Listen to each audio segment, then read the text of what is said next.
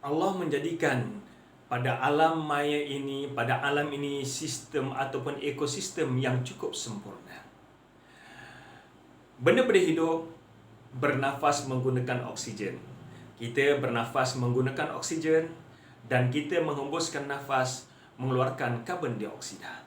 Demikian juga haiwan-haiwan mikroorganisma bernafas menggunakan oksigen dan menghembuskan nafas mengeluarkan karbon dioksida. Begitu juga tumbuhan bernafas menggunakan oksigen. Namun demikian, Allah jadikan ekosistem yang ada di alam ini cukup sempurna. Seandainya seluruh haiwan-haiwan, benda-benda hidup yang ada di muka bumi ini bernafas menggunakan oksigen dan membebaskan karbon dioksida, maka tak lama lagi karbon dioksida akan memenuhi ruang angkasa ini. Manakala oksigen akan berkurangan. Tetapi Allah SWT yang menciptakan manusia untuk tinggal di muka bumi ini, Allah yang menciptakan manusia mengetahui bahawa manusia bernafas menggunakan oksigen. Allah mengetahui keperluan manusia. Lantaran itu Allah menjadikan ekosistem yang cukup sempurna. Kita bernafas menggunakan oksigen, membebaskan karbon dioksida, dan oksigen yang kita gunakan perlu diganti. Jadi Allah menumbuhkan tumbuh-tumbuhan di muka bumi ini untuk menseimbangkan alam ini agar karbon dioksida yang kita hembuskan dapat diserap balik oleh tumbuhan dalam proses melakukan fotosintesis. Tumbuh-tumbuhan melakukan proses fotosintesis dengan menggunakan karbon dioksida, dan hasilnya di samping makanan yang dihasilkan oleh tumbuh-tumbuhan juga membebaskan oksigen. Dengan ini kandungan oksigen dalam angkasa ini akan terus seimbang selagi mana tumbuh-tumbuhan terus ada di muka bumi ini. Namun demikian, sekiranya kerakusan kita untuk membangunkan negara, kerakusan kita untuk membina bangunan-bangunan pencakar langit, bangunan-bangunan batu, dengan kita menebang segala tumbuh-tumbuhan yang ada, ia akan merosakkan ekosistem kita. Ia akan merosakkan keseimbangan kadar oksigen di angkasa ini. Dia akan menambahkan kadar karbon dioksida yang ada di muka bumi ini. Oleh itu, Allah telah pun jadikan sistem yang sempurna ini. Jagalah tumbuhan supaya dia dapat melaksanakan tugas dengan baik. Menseimbangkan kadar oksigen dan menyahkan karbon dioksida dengan proses fotosintesis. Satu lagi perkara yang menarik yang Allah jelaskan dalam Al-Quran tentang proses fotosintesis ini. Ejen utama proses fotosintesis ialah klorofil. Klorofil merupakan ejen utama dalam proses fotosintesis. Tadi saya disebutkan bahawa proses fotosintesis adalah proses yang amat penting untuk memastikan keseimbangan kadar oksigen yang ada di atmosfera ini. Dan proses fotosintesis berlaku setiap hari yang dilakukan oleh tumbuh-tumbuhan. Namun demikian, proses fotosintesis ini hanya berlaku dengan beberapa ejen. Ejen yang membantu berlakunya proses fotosintesis ialah, yang pertama ialah cahaya matahari. Yang kedua, karbon dioksida yang ada di angkasa. Yang ketiga, klorofil yang ada pada pokok, sama ada pada batangnya ataupun pada daunnya. Yang ketiga ialah air. Air diperlukan dalam proses fotosintesis. Jadi inilah ejen utama yang memastikan kelangsungan proses fotosintesis. Yang pertama ialah cahaya matahari yang membekalkan tenaga. Yang kedua, karbon dioksida. Yang ketiga, air. Yang keempat, klorofil.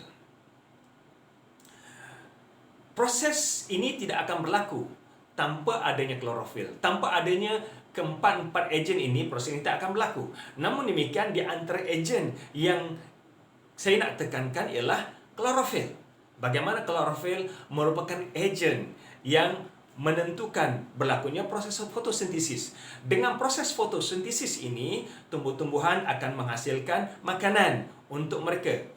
Tumbuh-tumbuhan dengan cahaya matahari yang diserap, Kemudian karbon dioksida yang ada di angkasa diserap oleh tumbuhan bersama dengan air, dan tenaga cahaya matahari ini bercampur beberapa elemen ini. Kalau kita perhatikan ya, kat sini kita perhatikan apa yang berlaku.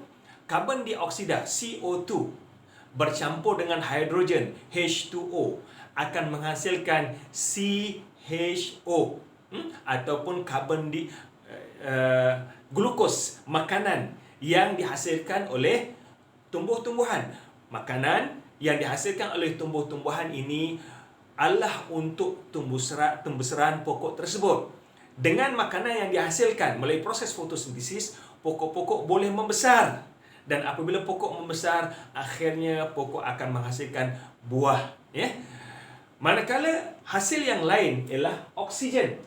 Ini oksigen yang dihasilkan oleh tumbuh-tumbuhan melalui proses fotosintesis. Cuba perhatikan balik sini. Ya.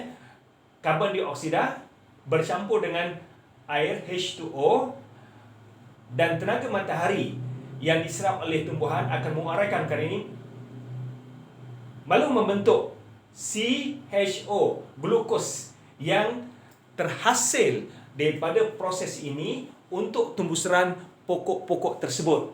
Dalam masa yang sama, pokok juga menghasilkan oksigen bagi diseimbangkan oksigen yang ada di muka bumi ini. So, apa yang boleh kita ambil daripada ayat ini ialah proses fotosintesis, antara ejen utamanya ialah klorofil, dan klorofil berwarna hijau. Yang kedua, proses fotosintesis menghasilkan makanan, dan makanan ini digunakan oleh tumbuhan untuk tumbuh-seran pokok tersebut. Apabila pokok telah membesar dan akhirnya dia akan berbuah. Dan yang ketiga, proses fotosintesis juga menghasilkan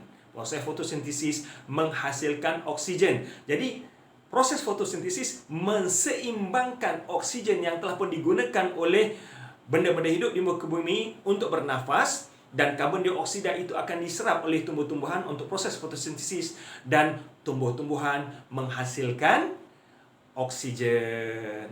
Tuan-tuan, puan sekalian, bukankah ini yang disebutkan oleh Allah SWT dalam Al-Quran? Cuba perhatikan betul-betul ayat ini. Apa yang disebutkan oleh Allah SWT dalam Al-Quran?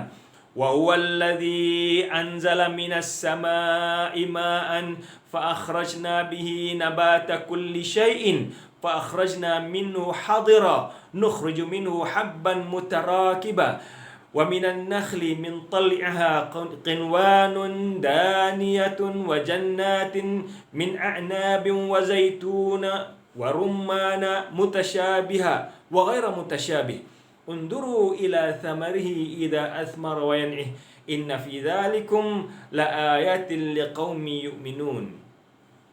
Wa huwa alladhi anzala minas sama', dialah Allah SWT yang telah menurunkan air hujan daripada langit, ya, ma'an minas sama'i ma'an, yang telah menurunkan daripada langit air hujan. Fa akhrajna bihi nabata kulli syai'in, dan daripada air hujan ini Allah tumbuhkan tumbuh-tumbuhan. Cuba perhatikan ayat ini, ya. Allah SWT menjelaskan Allah menumbuhkan tumbuh-tumbuhan. Kemudian daripada tumbuh-tumbuhan ini fakhrajna minhu hadira, dan Allah menumbuhkan fakhrajna minhu hadira, lalu Allah keluarkan daripada pepohon yang menghijau ini hadira. Hadira adalah benda hijau. Apakah benda hijau? Itulah yang kita sebutkan tadi, klorofil, yang merupakan salah satu ejen yang paling penting dalam proses fotosintesis, di mana Al-Quran menjelaskan bahawa daripada pohon-pohon yang Allah tumbuhkan ini, Allah keluarkan klorofil yang berwarna hijau. Ya, perkataan klorofil tidak disebutkan. Namun demikian, Al-Quran describe benda yang berwarna hijau, dan benda yang berwarna hijau ini itulah klorofil yang terdapat pada daun ataupun batang-batang muda yang masih berwarna hijau.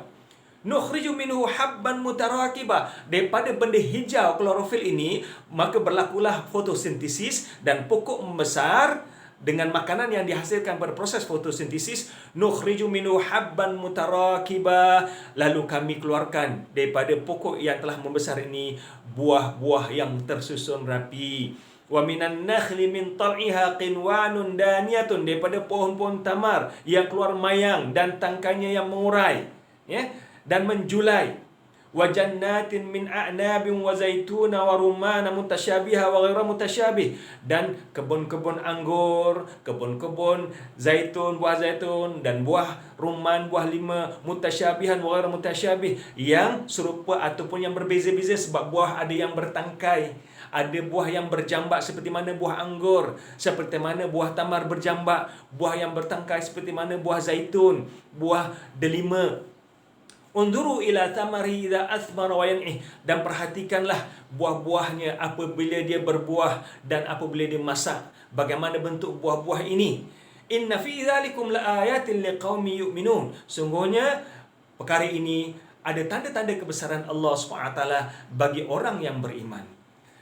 Sedang, tuan-tuan pun sekalian, bukankah apa yang dijelaskan oleh Allah SWT dalam surah Al-An'am ayat 99 ini menjelaskan bahawa ejen yang melakukan proses pembesaran pokok melalui proses fotosintesis ini adalah benih hijau, dan benih hijau inilah yang kita sebut sekarang klorofil.